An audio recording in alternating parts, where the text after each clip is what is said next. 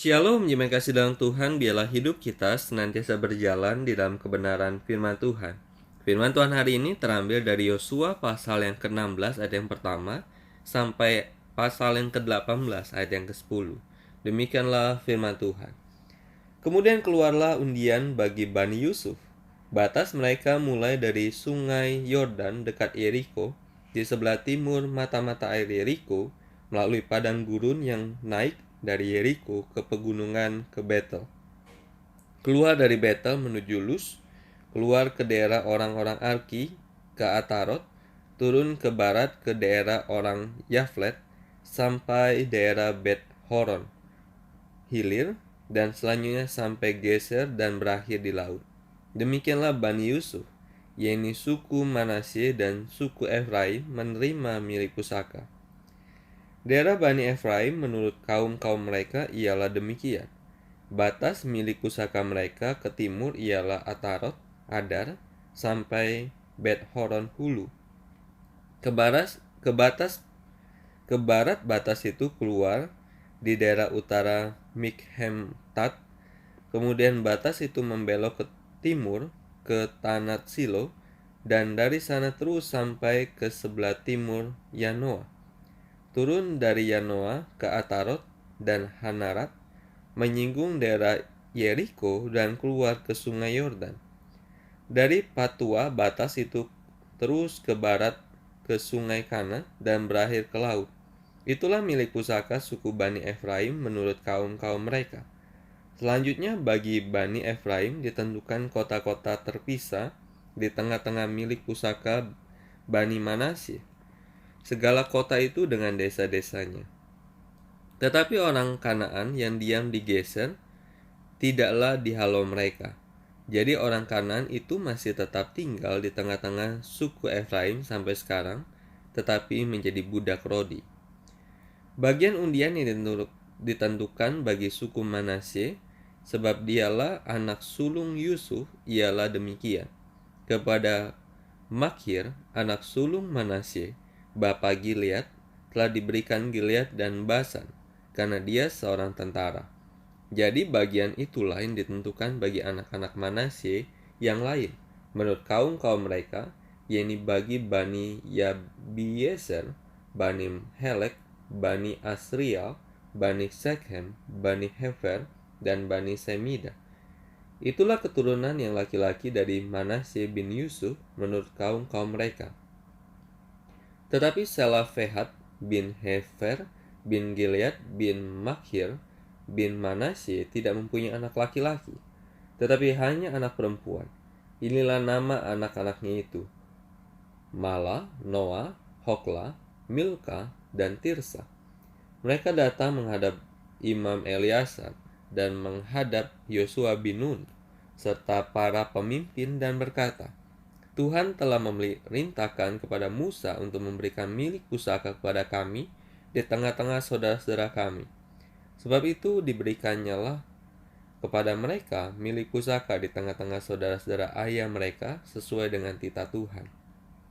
Demikianlah kepada suku Manasye jatuh 10 bidang tanah, selain dari tanah Gilead dan Basan yang di seberang sungai Yordan.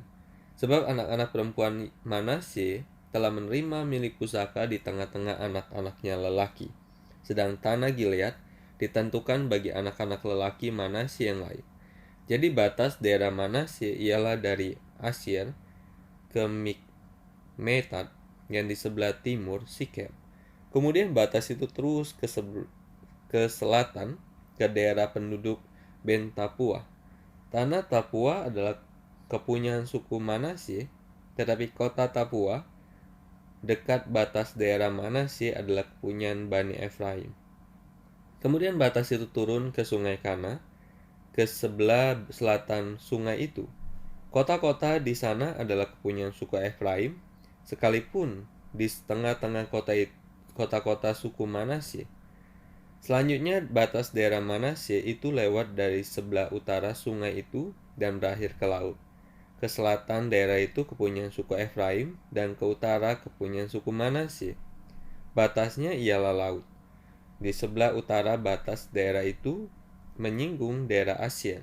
Di sebelah timur menyinggung batas Isakar, tetapi di daerah Isakar dan Asyer ada juga kepunyaan suku Manasye, yaitu Bet-Shean dengan segala anak kotanya, Yibleam dengan segala anak kotanya, penduduk Dor dengan segala anak kotanya, penduduk Endor dengan segala anak kotanya, penduduk Tanak dengan segala anak kotanya, dan penduduk Megiddo dengan segala anak kotanya, yaitu ketiga daerah bukit itu. Tetapi Bani Manasye tidak dapat menduduki kota-kota itu, sebab orang Kanaan berhasil untuk tetap diam di negeri itu. Setelah orang Israel menjadi kuat, orang Kanaan itu dibuatnya menjadi orang Rodi, tetapi tidaklah sama sekali mereka dihalaunya. Berkatalah Bani Yusuf kepada Yosua, demikian: Mengapa engkau memberikan kepadaku hanya satu bagian undian dan satu bidang tanah saja menjadi milik pusaka? Padahal aku ini bangsa yang sangat banyak jumlahnya, karena Tuhan sampai sekarang memberkati aku. Jawab Yosua kepada mereka, kalau engkau bangsa yang banyak jumlahnya, pergilah ke hutan dan bukalah tanah bagimu di sana, di negeri orang Feris dan orang Refaim, jika pegunungan Refaim terlalu sesak bagimu.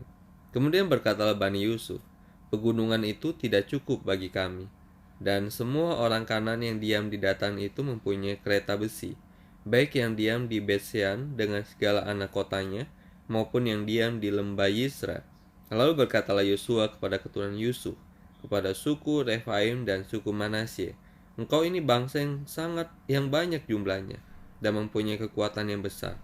Tidak hanya satu bagian undian ditentukan bagimu, tetapi pegunungan itu akan ditentukan bagimu juga, dan karena tanah itu hutan, haruslah kau membukanya, kamu akan memilikinya sampai kepada ujung-ujungnya.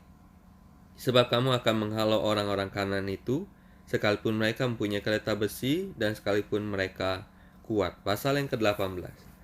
Maka berkumpullah segenap umat Israel di Silo, lalu mereka menempatkan kemah pertemuan di sana, karena negeri itu telah takluk kepada mereka. Pada waktu itu masih tinggal 7 suku di antara orang Israel yang belum mendapat bagian milik pusaka. Sebab itu berkatalah Yosua kepada Israel, berapa lama lagi kamu bermalas-malas, sehingga tidak pergi menduduki negeri yang telah diberikan kepadamu oleh Tuhan Allah nenek moyangmu? Ajukanlah 3 orang dari tiap-tiap suku, maka aku akan menyuruh mereka supaya mereka bersiap untuk menjelajahi negeri itu, mencatat keadaannya, sekedar milik pusaka masing-masing. Kemudian kembalilah kepadaku. Sesudah itu mereka akan membaginya di antara mereka menjadi 7 bagian.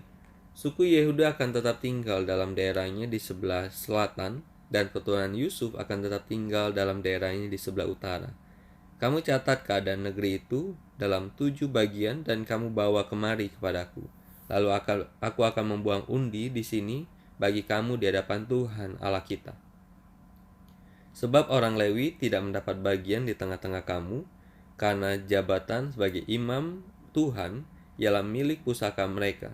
Sedang suku Gad, suku Ruben, dan suku Manasye yang setengah itu telah menerima milik pusaka di sebelah timur sungai Yordan, yang diberikan kepada mereka oleh Musa hamba Tuhan. Kemudian bersiaplah orang-orang itu lalu pergi, sedang Yosua memerintahkan pada mereka pada waktu mereka berangkat, supaya mereka mencatat keadaan negeri itu. Katanya, pergilah, jelajahilah negeri itu, catatkanlah keadaannya, kemudian kembalilah kepadaku, maka di sini, di Silo, aku akan membuang undi bagi kamu di hadapan Tuhan. Orang-orang itu pergi dan berjalan melalui negeri itu.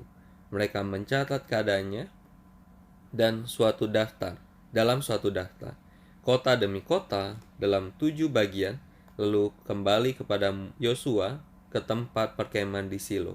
Lalu Yosua membuang undi bagi mereka di Silo, di hadapan Tuhan, dan di sanalah Yosua membagikan negeri itu kepada orang Israel, sesuai dengan pembagian mereka. Terima kasih dalam Tuhan. Renungan kita berjudul, Pakailah Kacamata Iman. Sikap Bani Yusuf, suku Manasye, dan suku Efraim dalam pasal 17, kontras atau sangat berbeda dengan sikap Kaleb dalam pasal yang ke-14. Dia tidak gentar menghadapi orang-orang Enak yang tubuhnya besar-besar, karena orang-orang Enak itu termasuk keturunan raksasa. Sedangkan Bani Yusuf tampak gentar menghadapi medan yang sulit. Mereka harus membuka hutan dan musuh yang amat kuat yang memiliki kereta besi. Alasan permintaan mereka kepada Yosua pun berbeda. Kaleb menuntut pemenuhan janji Allah kepada dirinya. Sedangkan Bani Yusuf merasa bahwa bagian tanah yang diberikan pada mereka terlalu sedikit, sehingga mereka meminta warisan tanah yang lebih luas. Sayangnya Bani Yusuf mengendaki agar warisan yang diperuntukkan bagi mereka adalah wilayah yang dapat direbut dengan mudah. Perbedaan sikap di atas disebabkan karena Kaleb memiliki iman yang luar biasa. Mata Kaleb tertuju kepada Allah yang Maha Kuasa dan yang menyertai dia, sehingga ia merasa sanggup atau tidak merasa takut menghadapi segala bahaya dan tantangan. Sebaliknya, mata iman Yusuf tertuju kepada kekuatan musuh yang besar dan dilengkapi dengan kereta besi, sehingga mereka merasa takut dan khawatir. Mereka lupa bahwa mereka adalah bangsa yang besar, yang memiliki Allah yang telah melakukan banyak hal yang besar bagi mereka. Jelaslah bahwa Bani Yusuf tidak berani mempercayai kekuatan Allah saat harus menghadapi tantangan yang menghadang. Bacaan Alkitab hari ini mengingatkan kita bahwa bila kita hanya memperhatikan kelemahan diri kita sendiri, kita akan melihat semua masalah dan tantangan yang menghadang dalam kehidupan kita dan sebagai masalah besar yang tidak akan sanggup kita hadapi. Akan tetapi bila kita mengandalkan Tuhan, tidak ada masalah atau tantangan yang terlalu besar. Kita harus senantiasa mengingat perbuatan Tuhan di masa lalu dalam kehidupan kita agar kita tetap bisa hidup memiliki pandangan yang dilandasi oleh iman saat menghadapi masalah apapun. Dari satu sisi, kita harus menyadari bahwa tanpa Tuhan, kita ini lemah. Dari sisi lain, kita harus mempercayai bahwa Tuhan dengan segenap hati dan tidak bersandar kepada pengertian kita sendiri. Kita harus memandang setiap masalah dengan kacamata iman. Demikian renungan kita hari ini. Tuhan Yesus memberkati kita.